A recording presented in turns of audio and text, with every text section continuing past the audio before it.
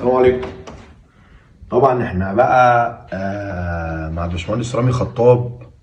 طبعا عملنا معاه حاجه ما شاء الله، ربنا يبارك ويبارك لاصحابها. طبعا كل موقع وكل مكان بيبقى مختلف في التصميم بتاعه، وطبعا بيرجع لتوظيف المهندس يعرف يوظف كل الاماكن صح ويوظف الحاجه صح على حسب المكان.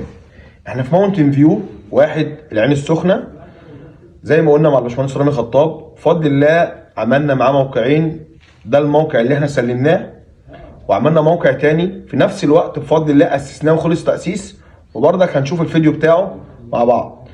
الموقع ده هنا متميز بالموقع اللي احنا فيه ده، فيه 4 حمامات، ومزود ان في روف هنا. الناس اللي واخده في ماونتن فيو عارفه الكلام ده. في روف، الروف ده ما فيهوش سلم، اتفتح له سلم، هنشوف زي ما احنا شفنا مع بعض. اتفتح له سلم بطريقه جميله جدا، واتعمل له سلم عشان يتعمل فوق فيه برجوله وفي بانيو شاكوزي هنشوفه مع بعض، وعملنا سخان شمسي. فالفيلا دي مختلفه شويه عن الفيلا اللي اتاسست. الفيلا دي فيها 4 حمامات وفيها مطبخ، وفي فوق على الروف زي ما قلنا بانيو شاكوزي وسخان شمسي واوفيس، ولسه بنأسس لحمام سباحه. اما الفيلا الثانيه دي مختلفه خالص، هنخليها للشرح بتاعها.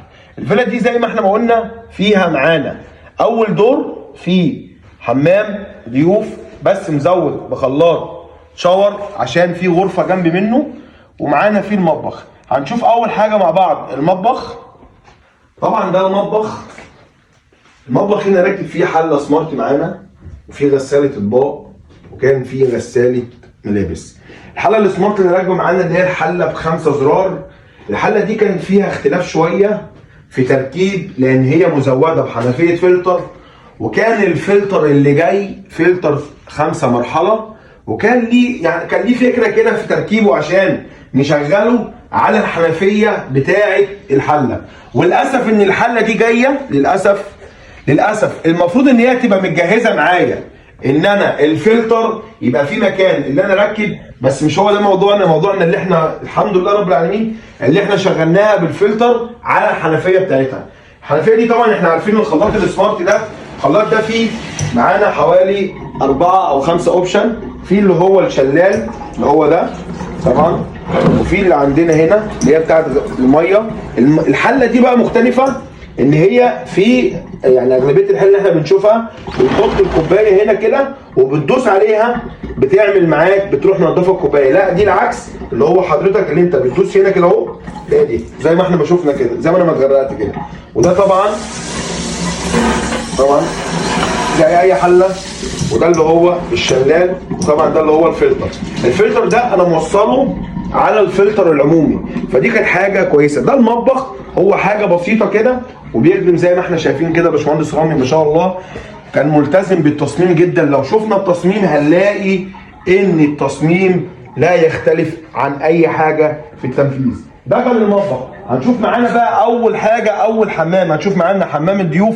وفي ميزه هنا ان حمامات الضيوف دي صغيره شويه وتوظفت صح، وعرفنا بفضل الله ان احنا نوظف نحط كل حاجه مكانها عشان تطلع زي التصميم، وزي ان شاء الله تبقى على راحه العميل. تخش الحمام تعرف تستخدم كل حاجه. هي الحمامات ما فيهاش حاجه جديده ولا فيها حاجه مختلفه خالص، هو قاعده وحوض، وطبعا زي ما احنا قلنا عندنا فيه سخان شمسي، بس ايه يعني حاجات سيمبل زي ما بنقول. فخلينا نشوف مع بعض، هنبص عليهم بصه سريعه، عشان لو حضرتك تابعتنا هتشوف التشطيب بتاع الفيلا دي، هتعرف التاسيس بتاع الفيلا الثانيه. خلينا نشوف اول حمام مع بعض.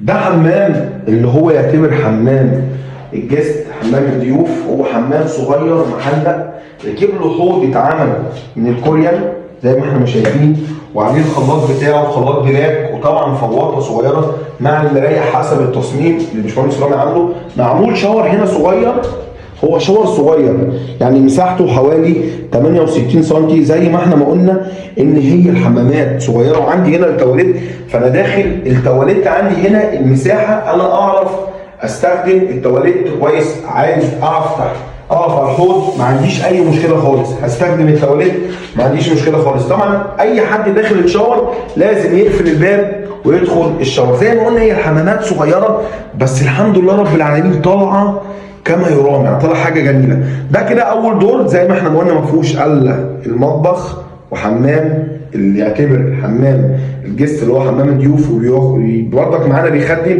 على الغرفه. طبعا دي الغرفه، طبعا مش هنفتح حاجه، احنا خلينا في شغلنا. يبقى الحمام ده بيخدم على دي ودي. كده هنطلع نشوف فوق معانا اول 3 حمامات فوق مع بعض. خلينا نطلع نشوفهم مع بعض. الحمامات، طبعا الحمامات برضك مش احسن حاجه في المساحه، بس زي ما قلنا ان هي الحمد لله رب العالمين التصميم بتاعها متوظف صح، عشان كده هتلاقي ان كل حاجه باذن الله تمام. خلينا نشوف مع بعض.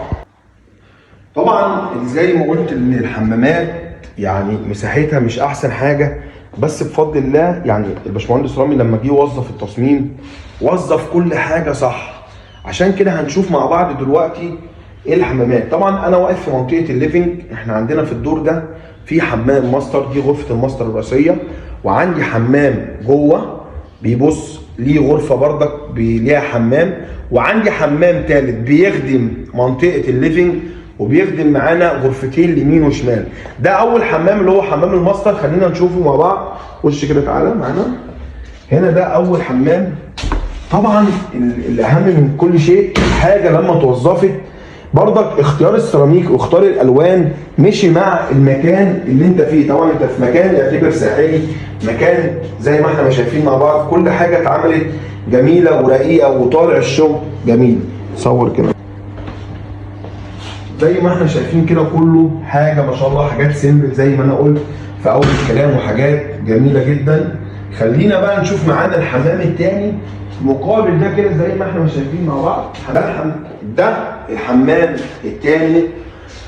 الحمام ده بقى الوحيد اللي هنا فيه بانيو، يعني بقى فيه بانيو في الفيلا كلها، جبناه في الحمام ده زي ما احنا شايفين ان الحمام ده الضلع بتاعه طويل شويه زي ما احنا شايفين. بقى فيه بانيو صغير برضه نفس الكلام، وبرضك حوض من الكوريان. برضك التواليت اللي هيستخدم التواليت برضك بقى في مكان يعني مش متضايق، سواء من البانيو او سواء من الحوض. اللي هيقف يستخدم الحوض برضك مش هيبقى عنده اي مشكله خالص. اللي هيستخدم البانيو نفس الكلام. طبعا لسه في هنا هيتقفل اطلوق زي ما احنا شايفين. طبعا كل حاجه الميه شغاله سخن وبارد. عملنا فواطه، جت الفواطه اخترنا برضك المكان بتاعها، المكان ده كده على اساس تبقى حاجه بعيد عن اي ميه او اي حاجه تعرف تستخدم. ده كده الحمام الثاني بيخدم معايا الغرفه دي، وبيخدم معايا الغرفه دي، وبيخدم معايا منطقه الليفنج اللي احنا شايفينها دي. كده فاضل معايا في الفيلا دي هو حمام واحد، وهيبقى الروف. والروف ممكن ناخده معانا هنا. هو ده السلم اللي اتعمل. السلم ده هنشوفه في الفيلا الثانيه ما كانش موجود، يعني هو هنا مفيش سلم خالص. السلم ده بتطلع ليه، بيطلعك فوق، بتطلع على الروف. طبعا لسه شغالين فوق في التجهيزات. اتعمل فوق برجيله، اتعمل فوق بانيو والجاكوزي، واتحط وضعك السخان الشمسي. ما شاء الله فيو حاجه جميله جدا، اتوظف صح واتحطت كل حاجه صح. هيبقى معايا كده اخر حمام، خلينا نشوفه مع بعض. اخر حمام في الفيلا ده حمام غرفه خاص بيها خالص، والله اعلم بقى تستخدم ايه. ده هنا الحمام برضك صغير، على يعني صغير جدا، بس اتوظف برضك صح. هنا عندي ادي الحوض، واتعمل عندي هنا كابن شاور تدخلها من هنا. بص بقى للتوظيف الحاجه التمام. ادي الحوض هنا، فهنا الحته الثابته، ودخلت من هنا للشاور. طبعا انت دخلت الشاور هنا مفيش حاجه برضك مضايقاك، انا داخل المساحه كافيه معايا اللي انا اعرف ادخل الشاور، واقف استخدم في الحوض برضك عارف استخدم الحوض. وعندي هنا التواليت ورا، طبعا جاي هنا كده التواليت. طبعا اللي هيستخدم التواليت لازم يقفل معانا الباب عشان يعرف يستخدم.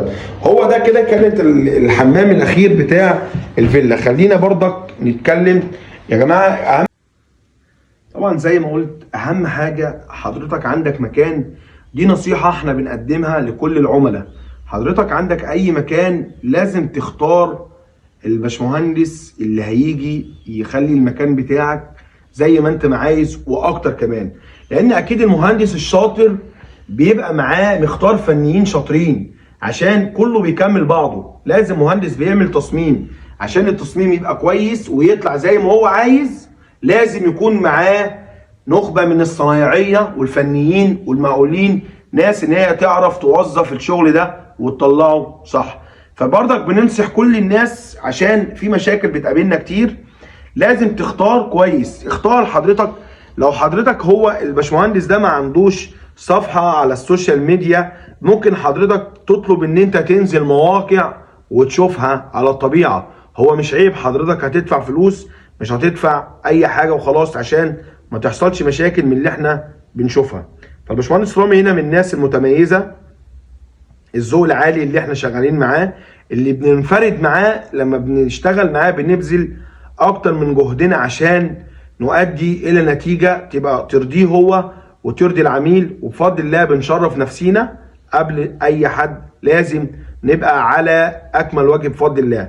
فلو كان عجبكم الفيديو ده وعجبكم شغلنا، تابعونا وشيروا الفيديو ده عشان بفضل الله تشوفوا شغلنا في تأسيس وتشطيب. وخلينا نروح بقى نشوف الفيلا اللي اتأسست وخلصت معانا بفضل الله في 72 ساعة. يلا نروح نشوفها مع بعض.